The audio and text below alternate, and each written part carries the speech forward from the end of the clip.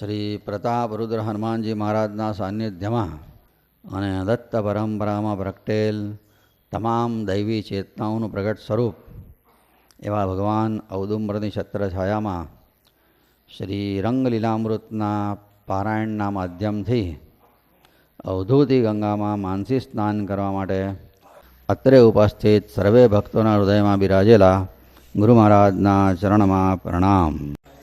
શરણાગત વત્સલ, દીનબંધુ, પતિત પાવન, અધમ ઉદ્ધારક, ભક્તવાંછા કલ્પતરુ ભગવાનની એવા સદગુરુ રંગાવધૂત સ્વામી કોઈ જીવ ઉપર બહુ કૃપા કરે ને ત્યારે જ એને સાચા સુખની સૂઝ પડે છે. ગમે એટલું ભણેલા હોય, વિદ્વાન હોય, એને સાચું સુખ ક્યાં છે એ જ ખબર નથી હોતી. ખોટું જ સુખ માટે દોડ કરીને જિંદગી પૂરી કરી નાખે છે. સાચું સુખ ક્યાં છે એ ખબર જ નથી હોતી. સમાજમાં 100માંથી 99 જણને ખબર નથી સાચું સુખ કોને કહેવાય ને ક્યાં છે. બહુ મોટી દુર્દશા છે. સાચું સુખ કોને કહેવાય? જે સુખ કાયમ ટકે. આમ સુખની વ્યાખ્યા શું? આપણું ધાર્યું થાય એને સુખ કહેવાય, ધાર્યું ના થાય એને અસુખ કહેવાય, દુઃખ કહેવાય. પણ એ તો સામાન્ય સુખની વ્યાખ્યા થઈ. પણ સાચું સુખ કોને કહેવાય? જે કાયમ ટકે, જે સૌથી શ્રેષ્ઠ હોય, જેના માટે આપણે કોઈના ઉપર આધાર ના રાખવો પડે. આવું સુખ સંતોએ અનેક જન્મના અનુભવ પછી, ઋષિઓએ તપશ્ચર્યા કરી અનેક જન્મના પોતાના અનુભવ પછી લેખિતમાં છાતી ઠોકીને કહી દીધું, રઘુપતિ ભજન બિના સુખ નહીં. ભગવાનના ભજન સિવાય ક્યાંય સુખ નથી. શ્રુતિ પુરાણ સબ ગ્રંથ કહાહી, રઘુપતિ ભજન બિના સુખ નહીં.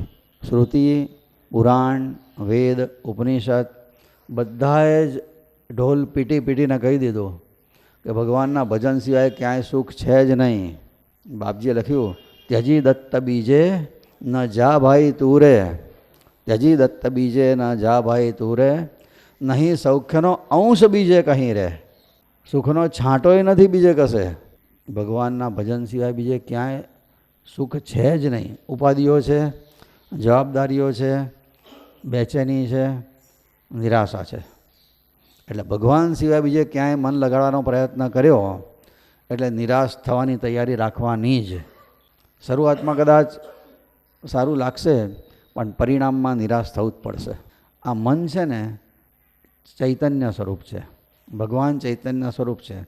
મન ભગવાનમાં લાગે ને તો જ એને ચેન પડે. વિષયો જડ છે. જડ વિષયોમાં ચેતન મન જાય પછી એને મજા આવે જ નહીં. થોડી વારમાં એ પાછું પડે જ. સુથાર હોય એ માળી મોહલ્લામાં જાય તો એને સમજણ પડે? પથરા દૂધમાં નાખો તો ઓગળે? ગમે એટલા ગરમ કરો દૂધને તો કારણ કે બંને વિજાતીય છે. મન ચૈતન્ય સ્વરૂપ છે, ભગવાન ચૈતન્ય સ્વરૂપ છે. સંસારના વિષયો જડ છે.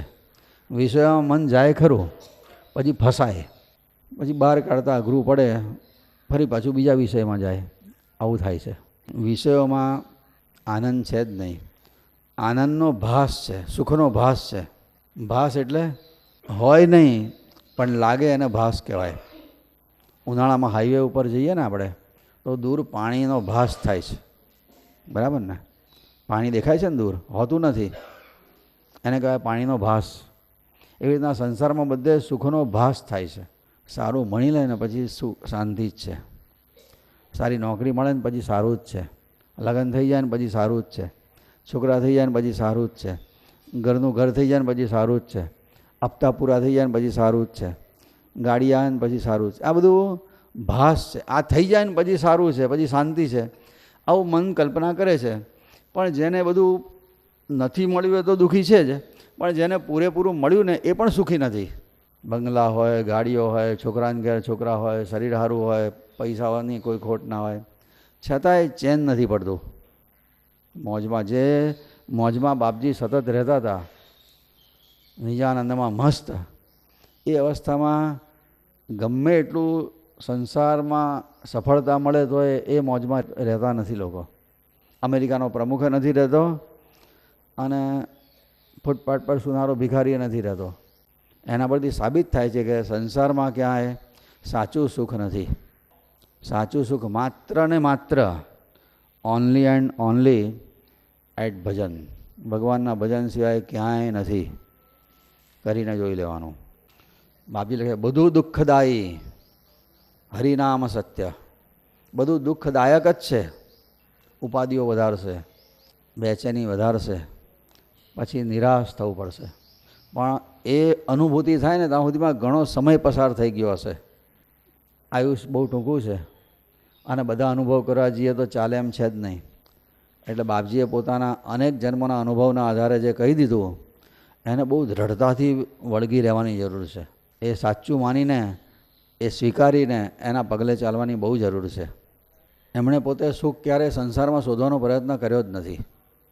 ભણ્યા હતા, ટેલેન્ટેડ હતા, પણ સંસારમાં એમણે નાનપણમાં જ સ્વીકારી લીધું કે સંસારમાં સુખ નથી.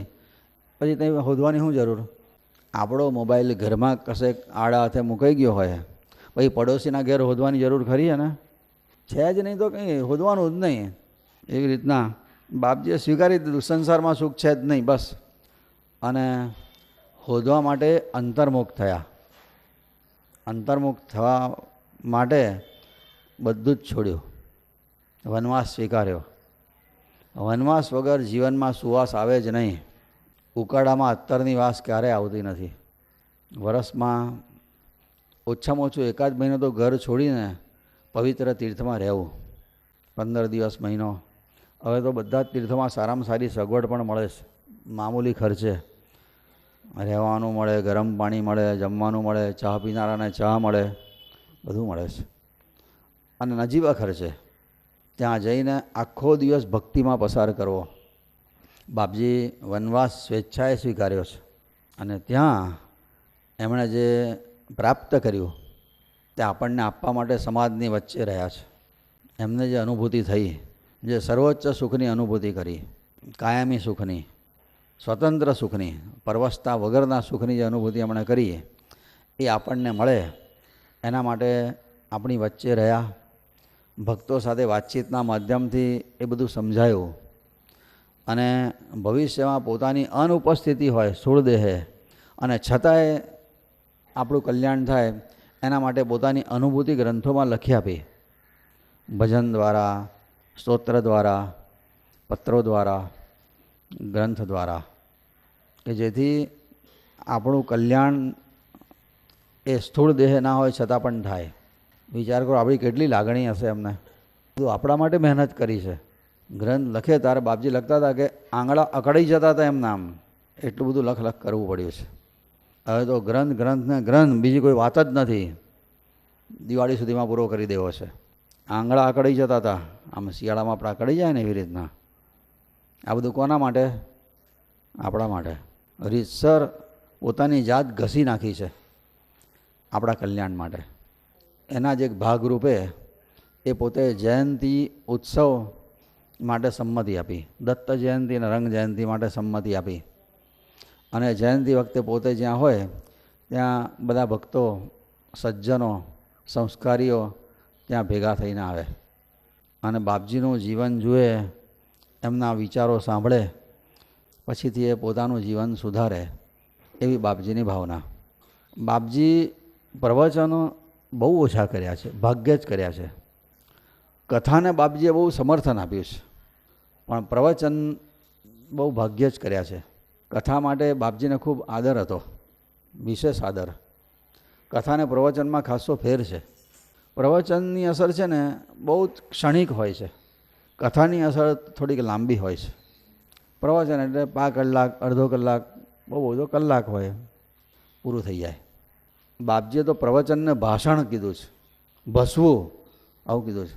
ભાષણમ ભસનમ વિદ્ધિ, ભાષણમ ભસનમ વિદ્ધિ, ચિત્તસ્થૈર્ય પ્રહારકમ. ચિત્તની સ્વસ્થતાનો નાશ થાય છે. સભાભાસો વૃથા લોકે તસ્માત જાગૃહી જાગૃહી. સભાભાસ, સભાની વચ્ચે ઊભા થઈને કેટલાક શબ્દોના સાથિયા પૂરે, તાળીઓ પડે અને પેલાનો વટ પડી જાય, વાહ વાહ વાહ. પછી જ્યાં પૂરું થયું કે પેલા બોલનારા ભૂલી જાય અને સાંભળનારા ભૂલી જાય. એની સ્થિર અસર નથી હોતી. એટલે એક ઠેકાણ એ બાપજીએ એવું લખ્યું જ છે પત્રમાં એક વખત, બોલનારાને બોલવાની ચડ સાંભળનારને સાંભળવાની ચળ, અને ચળથી ચળ વધે, કલ્યાણ કોઈનું થાય નહીં. પણ કથામાં આવું નથી. કથા તો જીવનનો થાક ઉતારે. બાપજીએ ગોવિંદ કાકાને કથા કરવા માટે પ્રેરણા આપેલી, કથા કરો. વડજના નટવરલાલ શાસ્ત્રી, એમની તો જીભ ચોંટતી હતી બોલે ને તારે. પણ એમનો જે કંઈક બીજી પાત્રતા જોઈ હશે, બાપજી એમને આગ્રહ કરો તમે કથા કરો. એમ કીધું બાપજી મારે તો આ ચોખ્ખું બોલાતું નહીં ને કેવી રીતના કરું? બાપજી કે તમે બોલો ને. કે મારાથી તો આવડે નહીં, હું કેવી રીતના બોલીશ? કે તમારે કંઈ બોલવાનું છે, હું પાછળ છું ને, હું પાછળ છું ને, તમે બેહો એકવાર. એમણે બોલવાની શરૂઆત કરી અને એમનો એ જીભનો પ્રોબ્લેમ સોલ્વ થઈ ગયો હતો. બાપજી આફ્રિકા ગયા ત્યારે એમને એવું હતું કે બાપજી હવે મારે ઘેર ના આવે ને ત્યાં સુધી મારે અન્ન લેવું નથી. એ અંતર્યામી છે ને, હું જોઉં ખબર પડે છે કે નહીં. આફ્રિકાથી આવી ગયા બાપજી, પછી આમંત્રણ આપેલું કે બાપજી આવો મારે ઘેર, અને જ્યાં સુધી બાપજી મારા ઘરમાં પગ ના મૂકે ત્યાં સુધી મારે અન્ન લેવું નથી. પછીથી બાપજીનો એ બાજુએ મુકામ થયો ત્યારે કોઈની જોડે સંદેશો મોકલેલો બાપજીએ અને કીધું નટવરને કહો જમી લે, હું એને ઘેર આવું છું. નટવરને કહો જમવા બેહે, હું એને ઘેર આવું છું. કથાને બાપજીએ ખૂબ પ્રોત્સાહન આપ્યું છે. ગોવિંદ કાકાની પાસે બાપજીએ નારેશ્વરમાં રામાયણની કથા કરાયેલી 2 વખત. માજી કઈ બહાર જાય છે સાંભળવા, માજીના માટે. બીજી એક વખત બાપજી એવું પણ કીધું આપણા પરિવારના વિદ્વાનોએ ગુરુલીલામૃત ગ્રંથ સમજીને લોકોને કથા દ્વારા સમજાવવો જોઈએ. જો લોકોને અનુકૂળતા હોય તો રાત્રિ કથાઓનું આયોજન કરો, આવું કીધેલું. તે ધીરુ કાકાએ પછીથી એ ગ્રંથ સમજ્યા, એ તો ભણેલા હતા. તે પછી એ જમાનામાં એ ગામે ગામ રાત્રિ કથા કરતા હતા. દિવસે બધાને ટાઈમ ના હોય, નોકરી ધંધા પર બિઝી હોય તો રાત્રિ કથા 7 વાગે શરૂ થાય અને 11 વાગે પૂરી થઈ જાય. પણ બાપજી ઈચ્છતા હતા કે જે લોકો સમજ્યા છે આ ગ્રંથને એ બીજાને સમજાવે, અને એ કથાના માધ્યમથી, પ્રવચનના માધ્યમથી નહીં. ભાષણમ ભષણમ વિદ્ધિ ચિત્તસ્થૈર્ય પ્રહારકમ સભાભાસો વૃથા લોકે તસ્માત જાગૃહી જાગૃહી. સભાભાસ એટલે સભામાં વટ પાડી દેવો, ઊભા થઈને કંઈક સારું ગાઈ બતાવું, કંઈક બોલી બતાવું, તાળીઓ પડે, પેલાનું અભિમાન વધે અને ભાઈનું પતન થાય. પણ કથામાં તો સુખદેવજી મહારાજ જેવા વૈરાગીએ છેલ્લા શ્વાસ સુધી કથા કરી છે. ડોંગરજી મહારાજ જેવા વૈરાગીએ કથા છોડી નથી. હનુમાનજી મહારાજ તો કથાના કેટલા પ્રેમી. પ્રભુ ચરિત્ર સુની વેકો રસિયા, અને એટલે શું થયું? રામ લખન સીતા મન બસિયા. કથાની તાકાત પોતે જે અનુભૂતિ કરી બાપજીએ, એના માટે હવે એમનો આગ્રહ હતો કથાના માધ્યમથી બધા સમજે અને બીજા પણ પોતાના વિચારો વ્યક્ત કરવા માટે જયંતીના માધ્યમથી. આપણે કાલે થોડી જયંતીઓની વાત જોઈ કે એ દ્વારા બાપજીના વિચારો લોકો સુધી પહોંચ્યા અને લોકોના જીવન સુધર્યા.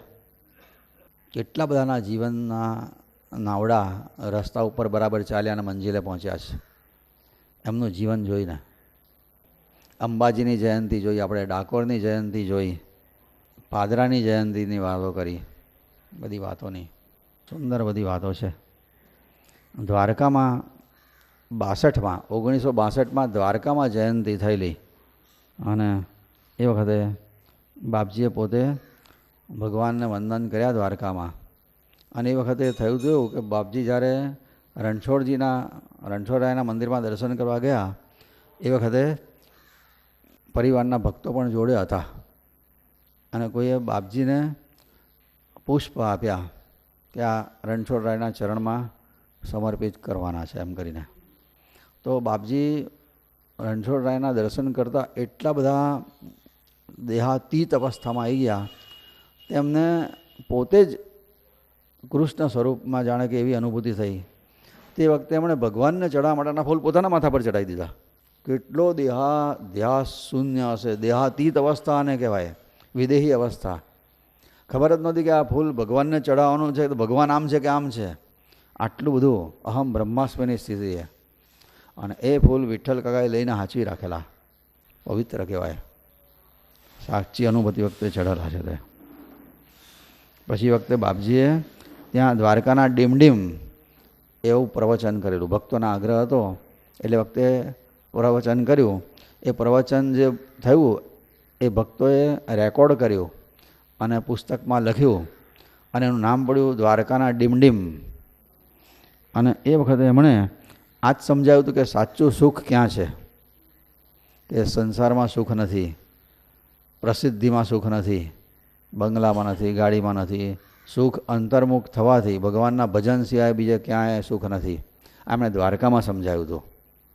રઘુપતિ ભજન બિના સુખ નાહી. નવા ગામમાં જયંતિ થઈ ત્યારે નવા ગામની નોબત એ નામનું પ્રવચન કરેલું. અને એ નવા ગામની નોબતમાં એટલું સમજાયું કે પરમાત્મા એક જ છે, નામ રૂપ અનેક છે, પણ તત્વથી પરમાત્મા એક જ છે. તમે એને રામ કહો, કૃષ્ણ કહો, રહીમ કહો, ક્રાઇસ્ટ કહો, જે કહેવું હોય તો તમને ફાવે તે કહો. એના રૂપ અનેક છે, નામ અનેક છે, પણ પરમાત્મા એક જ છે. સહસ્ત્ર નામે નામી એક, દત્ત દિગંબર સંગ છેક. અનેક રૂપે એ જ અભંગ. અનેક રૂપ છે. કારણ કેમ? આવું કેમ? એક જ રૂપે રહ્યા હોત તો શું વાંધો હતો એક નામે? મહિમના સ્તોત્રમાં એનો જવાબ છે. રુચિ નામ વૈચિત્ર્યા. દરેકની રુચિ અલગ હોય. કોઈને ગળ્યું ભાવે, કોઈને તીખું ભાવે, કોઈને ખાટું ભાવે, કોઈને કોરું ભાવે, કોઈને ભીનું ભાવે. આવું હોય ને, બધાને ઘરકું ભાવે છે. ગળ્યું જેને ભાવતું હોય એને તીખું ખાનારાની કોઈ દિવસ ઈર્ષ્યા થાય છે? કોઈ ઝઘડો થાય છે? તને કેમ ગળ્યું નથી ભાવતું? લડે છે? બસ આવું છે. પણ એટલે જ એ રીતના ભગવાને પણ એવું રાખ્યું કે ભાઈ કોઈને ગદાવાળા ભગવાન ગમે તો હનુમાનજી બન્યા, કોઈને સુદર્શન ચક્રવાળા ગમે તો શ્રી કૃષ્ણ બન્યા, કોઈને ધનુષબાણવાળા ગમે તો રામ બન્યા, કોઈને ત્રિશૂળવાળા ગમે તો મહાદેવ બની ગયા, કોઈને કમંડળવાળા ગમે તો દત્ત બની ગયા. દરેક અવતારની લીલાઓ અલગ, કથાઓ અલગ. તમને જે ગમે તેને પકડી લો, બસ એકને પરણી જવાનું. લગ્ન કરવાનું હોય ને તારે બી આવું હોય. પહેલાં લગ્ન પહેલાં બહુ ઓપ્શન હોય, બહુ પાત્રતા ઊંચી હોય તો ઓપ્શન વધારે હોય ને, આટલા બધા આમ તૈયાર હોય. પણ લગ્ન તો એકની જોડે જ થાય, બધાની જોડે પરણાય. રાજાનો છોકરો હોય તો એ બધાની જોડે ના પરણી શકે, એકની જોડે જ પરણવું પડે. એ રીતના ભગવાન અનેક હોય પણ આપણો ઈષ્ટદેવ એક. બસ એક નામ રૂપમાં જો નિષ્ઠા જાગી જાય તો બેડો પાર. એનો અર્થ એવો નહીં કે બીજાની ઉપાસના નહીં કરવાની. ઉપાસના બધાની જ કરાય, પણ અનન્ય ભક્તિ એનું રહસ્ય ભાગવતમાં આવે છે. અનન્ય ભક્તિનું. અનન્ય ભક્તિ કોને કહેવાય? કે પોતાના દેવમાં બધા દેવને જોવાના અને બીજા દેવમાં પોતાના દેવને જોવાના. નવરાત્રિમાં માતાજીની ઉપાસના ચાલતી હોય તો એ વખતે માતાજીમાં આપણા ઈષ્ટદેવ દેખાવા જોઈએ. ચૈત્ર મહિનામાં રામજીની ઉપાસના થાય, આપણા ઈષ્ટદેવ કૃષ્ણ હોય કે દત્ત હોય તો રામમાં આપણે દત્તને જોવાના. ગણેશ ચતુર્થીમાં ગણપતિની ઉપાસના હોય. દરેક વખતે આપણા દરેક દેવોના ઉત્સવ આવે છે એ વખતે આપણા ઈષ્ટદેવને એમાં જોવાના અને આપણા ઈષ્ટદેવમાં એમને જોવાના. અને અનન્ય ભક્તિ કહેવાય. આ અનન્ય ભક્તિનું ફળ બહુ જલ્દી મળે છે, ઊંચું મળે છે. પણ દેવો અલગવાળા, કોઈ રામને માનનારા કૃષ્ણને માનવા તૈયાર નહીં હોતા, રામને માનનારા મહાદેવના મંદિરમાં જવા તૈયાર નહીં, મહાદેવને માનનારા રામના મંદિરમાં જવા તૈયાર નહીં, અને ઝઘડી બેઠા બધા. સ્વાદ જુદા જુદા છે, એ લોકો ઝઘડતા નથી, પણ દેવ જુદા જુદાવાળા ઝઘડી બેસે છે. વૈષ્ણવ શિવ મંદિરમાં ના જાય, મહાદેવવાળા વૈષ્ણવ શિવ મંદિરમાં વૈષ્ણવના મંદિરમાં ના જાય. આ બખેડાની જરૂર જ નથી, એનાથી કોઈ લાભ. અને એ બખેડા તો એટલી હદે વધ્યા છે કે આજ સુધીમાં ધરતી ઉપર જેટલા યુદ્ધો થયા ને આજ સુધીમાં, એમાં સૌથી વધારે યુદ્ધો ધર્મના નામે થયા છે. મુસ્લિમને ક્રિશ્ચન, ક્રિશ્ચનને હિન્દુ, મુસ્લિમને હિન્દુ, કેટલા તોફાનો થયા છે આજ સુધીમાં. હવે ભગવાન એક હોય તો આ ઝઘડા હોવાની જરૂર જ ક્યાં રહી? આવી દશા થાય. એટલે બાપજીએ સમજાયું કે નામ હજારો નામી એક, રૂપ કરોડો રૂપી એક, સગળે એક જ રંગ નિહાળ, બીજો ઝઘડો વ્યર્થ અસાર, અંધાને રવિનો શો ખ્યાલ. આંધળાને સૂર્યની શું ખબર પડે? ધર્મના નામે લડનારાને ધર્મની શું ખબર હોય? જેને ધર્મની ખબર હોય નહીં. અંધાને રવિનો શો ખ્યાલ. ધર્મજમાં જયંતિ થયેલી, ત્યાંના પ્રવચનને કહેવાય છે ધર્મજનો ધડાકો. ત્યાં એમણે ધર્મનો મર્મ સમજાયો હતો આવી રીતના કે ધર્મ એટલે જે શાંતિ સ્થાપે, જે બધાને ભાઈચારાથી એકમેકની સાથે હળીમળીને રહેતા શીખવાડે, એવા નિયમોનો સંગ્રહ એને ધર્મ કહેવાય.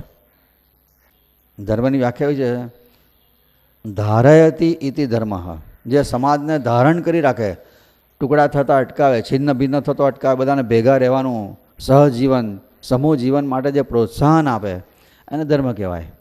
જ્યારે તો હમણાં વાત કરીને ધર્મના નામે બહુ ઝઘડા થયા, ઝઘડાની તોફાનો થયા છે. સૌથી વધારે લોહી વહ્યું હોય ને ધરતી ઉપર તો ધર્મના નામે. ધર્મનો મર્મ સમજાયો. આ બધા જાત જાતના સંપ્રદાયો અને વાડાઓ અને બધા ધર્મો જે બધા બની ગયા, એ બધા અલગ અલગ રેલવે સ્ટેશનો છે. પરમાત્માને પ્રાપ્તિ માટેની જે ઉપાસના જેને કહીએ, એ ટ્રેનમાં બેસવા માટેના બધા રેલવે સ્ટેશનો છે. જેને જે ભાવે એ સ્ટેશનેથી બેસી શકે છે. પણ થાય છે હું કે સ્ટેશન ઉપર ખોમચાવાળા હોય છે, એ પ્રવાસીને ગાડીમાં બેહવા જ નથી દેતા. બેહીને બીજી ગાડી આવે છે, હમણાં ભજીયા ખા, હમણાં ચા પી, શાંતિથી બેહી અહીંયા છાપુમાં. બાપજી કહે ધર્મગુરુઓ મોટાભાગના આવા ખોમચાવાળા છે. કંઠી બાંધી દો, બીજે બધા ખોટું છે, અહીંયા જ સાચું છે, અહીંયા જ દક્ષિણા મૂકતા જાઓ, તમારું કલ્યાણ અહીંયા જ છે. બીજે બધે છેતરપિંડી જવું સમજાવે, ભરમાવે. પોતાના વાડામાં આવેલું ઢોર બીજાના વાડામાં જતું ના રહેવું જોઈએ. આવા શબ્દો વાપર્યા છે. પોતાના વાડામાં આવેલું ઢોર, ઢોર એટલે માણસ ચેલો થઈને આવે, તે ચેલા ચાટીઓની મોટી ફોજ ઊભી કરે અને બીજાના વાડામાં જાય નહીં. આંખે પટ્ટી બાંધી આપે ને એવી. પછી બસ ગુરુનો છોકરો એ ગુરુ, એનો છોકરો એ ગુરુ ને એનો છોકરો એ ગુરુ. પરંપરા ચાલે જા જતી. કોઈ તપશ્ચર્યા નહીં, કોઈ જ્ઞાન નહીં, કશું જ નહીં. બની ઠરીને ફરવાનું અને લોકોને દ્વારા પૂજાવાનું. પણ એવી કંઠી બાંધી હોય કે છટકે છે ને એકે ઢોર અહીંયાથી બરાબર દોયડા બાંધ્યા હોય છે. આ ધર્મનો મર્મ ધર્મમાં સમજાયેલો. કણભાનો કડાકો. કણભામાં જયંતિ થઈ ત્યારે જે પ્રવચન થયું નામ હતું કણભાનો કડાકો. એમાં એમણે એ સમજાવ્યું કે બહારના સ્વરૂપનો મોહ નકામો છે. એટલે તમે કોઈને પણ જુઓ તો એની અંદરના ચૈતન્યને જુઓ. આ પ્રેક્ટિસ કરવાથી આ અનુભવ થાય છે. ચૈતન્ય અને શરીર બે એક છે અત્યારે બધાના આપણા. એટલે આપણને શરીરને ચૈતન્યનો જુદો અહેસાસ નથી થતો. પણ આમ કોઈને જોયા પછી છે ને આમ તમે વિચારીને જોજો, બોલવાનું નહીં, હા અંદરથી સમજજો તમે કે આ મરી જશે ત્યારે કેવા લાગશે. ખરેખર જોજો. અને એ વખતે એની અંદરનું જે તત્વ છે એના લીધે શરીરને જાહો જલાલી છે. તત્વ ના હોય તો કશું છે જ નહીં. અંદર ચૈતન્ય જે છે એના લીધે આ શરીરની કિંમત છે.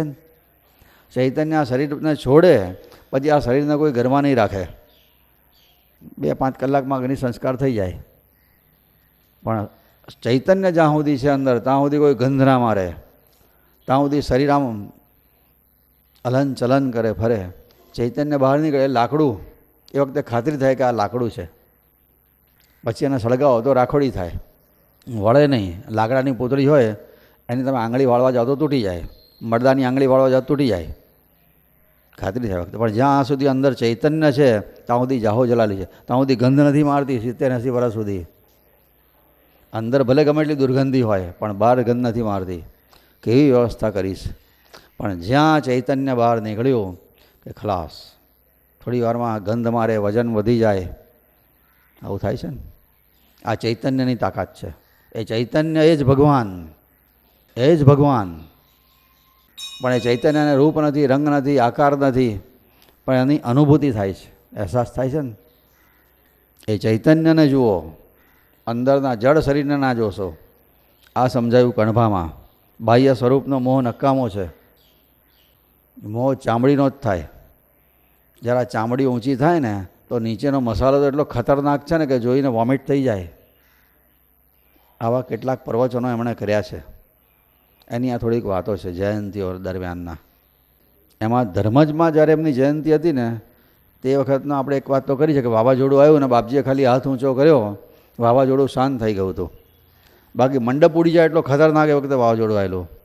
એ વખતે એક છોટાભાઈ કરીને એક બાપજીના ભગત ત્યાં ધર્મજમાં આવ્યા હતા. બાપજીને માને, બાપજી પણ એમને ઓળખે. તો પછીથી છોટા ભાઈએ કીધું કે બાપજી હવે હું જાઉં છું, ઘેર જવું છે એમ. બાપજીએ કીધું છોટા ભાઈ આજની રાત રોકાઈ જાઓ, આજની રાત રોકાઈ જાઓ. છોટા ભાઈ કે ના બાપજી અત્યારે ઘેર બહુ અગત્યનો ફોન આવવાનો છે. એ જમાને મોબાઈલ નહીં, ઘેર જ હોય ફોન. મારે એક અગત્યનો ફોન આવવાનો છે ને જવું જ પડે, અગત્યની વાત કરવાની છે ને એટલે કહે છે કે પછી કાલે પાછો આવીશ. બાપજી કહે તમે નહીં હોય તો ફોન કાલે આવશે, બીજા દિવસ આવશે, ત્રીજા દિવસ આવશે, એને ગરજ હશે તો ફરી ફોન કરશે, પણ આજની રાત તમે રોકાઈ જાઓ. પણ આ છોટા ભાઈ બાપજીની વાણીનો મર્મ ના સમજી શક્યા. ઘેર ગયા, હાર્ટ એટેક આવીને મરી ગયા. જો એ ત્યાં હોત ને તો જીવ બચી ગયો હોત.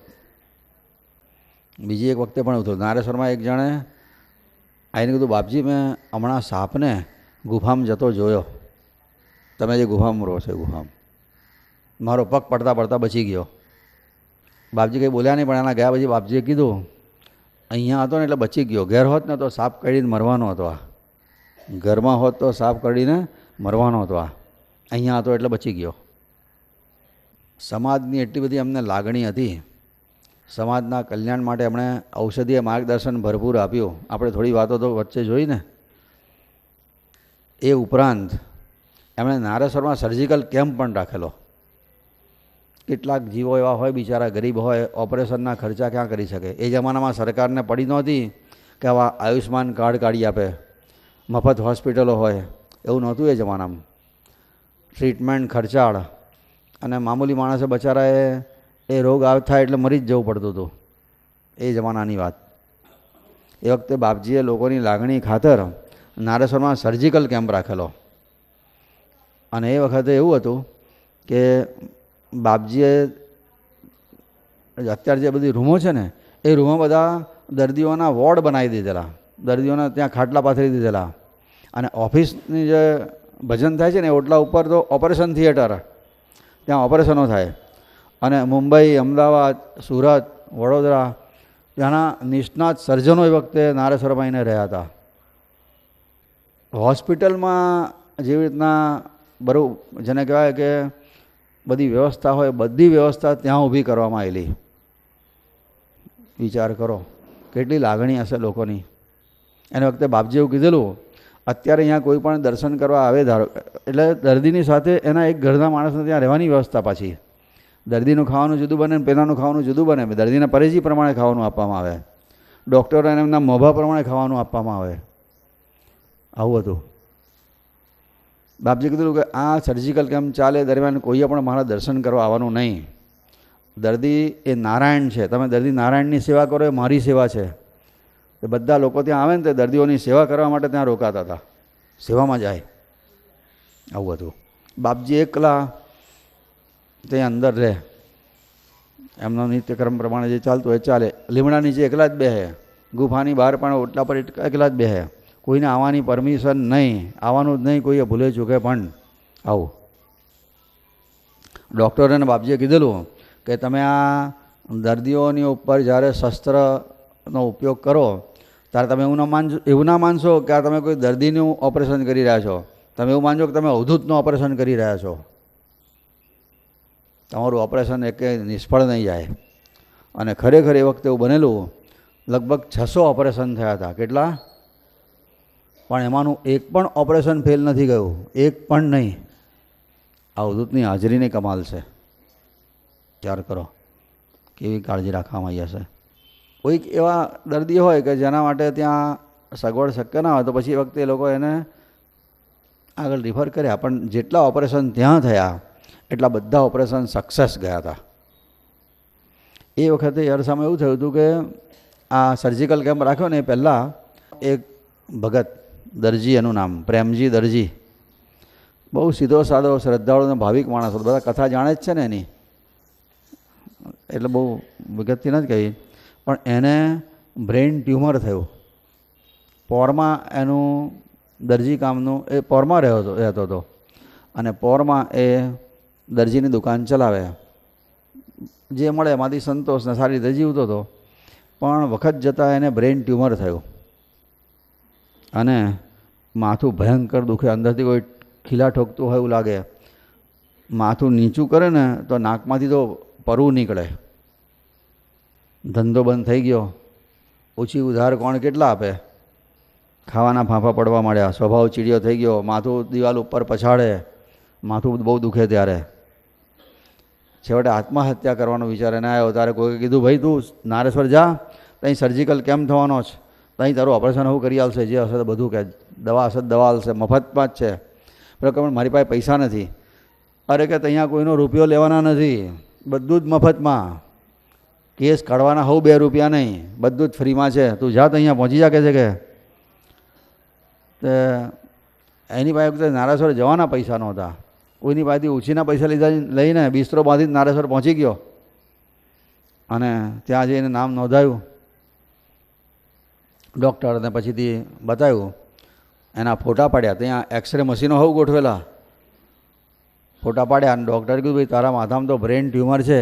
ટ્યુમરનું ઓપરેશન તો અહીંયા થતું નથી, વડોદરામાંય નહીં થાય ને અમદાવાદમાંય નહીં થાય. એ જમાનામાં ફક્ત બોમ્બેમાં થતું હતું. આ તારે બોમ્બે જવું પડશે ભાઈ. કહે છે કે પેલો કે અહીંયા નારેશ્વર આવવાના તો ભાડાના પૈસા નહોતા, મુંબઈ જવું કેવી રીતે ને ટ્રીટમેન્ટના પૈસા કઈથી લાવું? કહે છે કે ડૉક્ટર કે ભાઈ હવે મારું કંઈ ચાલે નહીં, તારે મુંબઈ જવું જ પડે ને ત્યાં જાય તો જ થાય.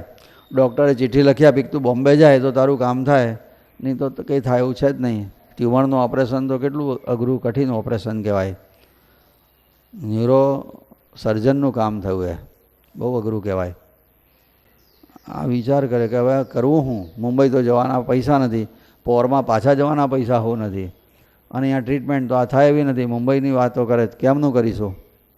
એ વખતે એને જોયું ને તો બાપજી એકલા દૂર ખુરશીમાં એકલા બેઠેલા હતા. સ્વયંસેવકો બાપજીની પાસે કોઈને જવા નહોતા દેતા નિયમ પ્રમાણે. પ્રેમજી દરજીએ જોયું કે એકલા બેઠા છે ને, લાઈને એમને તો વાત કરું, એમના પર શ્રદ્ધા રાખીને આવ્યો છું. તે સ્વયંસેવકોની નજર ચૂકાઈને દોડતો જ ગયો. બાપજીના ચરણોમાં વંદન કરતા ધ્રુસકે રડવા માંડ્યો. તો શું થયું? બધા ભેગા થઈ જશે કે છે કે. અને પેલાએ પોતાની બધી કથા કીધી કે બાપજી આવું છે, શું કરું? કે છે કે મારું બાપજી કીધું, ભાઈ ડૉક્ટરે કીધું છે એટલે તારે ભાઈ જવું જ પડે મુંબઈ. એમાં શું થાય? અહીંયા ઓપરેશન થાય એવું નથી, તારે મુંબઈ જવું પડે. પેલો પ્રેમજી માથું પછાડે કે મારું કરમ જ ફૂટલું છે, અહીં મફત ઓપરેશન થાય છે, પણ મારું ઓપરેશન થાય એવું અહીંયા વ્યવસ્થા નથી, મુંબઈ જવાના પૈસા નથી, મરવું જ સારું. મારું કરમ ફૂટલું હોય ત્યાં બીજાને કઈ દોષ દેવો? આવી રીતના બાપજીની પાસે બળાપો કાઢીને રડવા બેઠો. અને પછીથી તો ત્યાંથી નિરાશ થઈને જવા માંડ્યો. બાપજી એને બોલાયો, ઊભો રહે, અહીંયા કઈ જાય છે? પેલો કે હવે ઘેર જ જવાનું ને બીજે ક્યાં જવાનું? મુંબઈ જવાય એવું છે નહીં, અહીંયા કોઈ ટ્રીટમેન્ટ થાય એવી નથી. એ વખતે બાપજીએ કીધું, તારે ઘેર જવું હોય તો જા, પણ નર્મદામાં ડૂબકી મારીને જજે. નર્મદામાં નાહીને નહીં, નર્મદામાં ડૂબકી મારીને પછીથી જજે. સદગુરુના એક એક શબ્દમાં બહુ રહસ્ય હોય. ડૂબકી મારીને જજે. અને પેલો તો નદીએ ગયો.